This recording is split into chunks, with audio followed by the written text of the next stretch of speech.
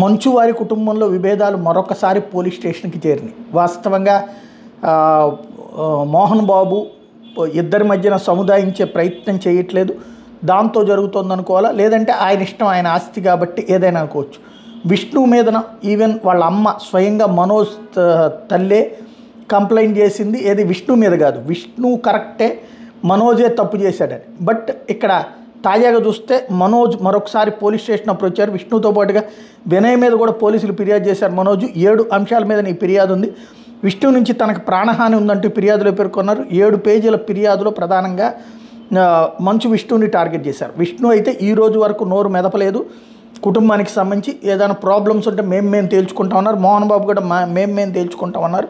మనోజ్ మాత్రం పదే పోలీస్ స్టేషన్కి వెళ్తున్నారు. ఎందుకు అంటే మరి ఆస్తికి సంబంధించినటువంటి వివాదం అయ్యి ఉండొచ్చు, కానీ ఇవ్వాలా ఇవ్వకూడదా అన్న హక్కు తండ్రిగా, ఆస్తికి యజమానిగా మోహన్ బాబుకు ఉంది. అలాగే కొడుగ్గా విష్ణు నోరు మీద పట్టలేదు కాబట్టి అతను బ్యాలెన్స్డ్గానే ఉన్నాడు. ఇప్పుడు మనోజ్ సంగతి ఏంటన్నది తేలాల్సి ఉంది.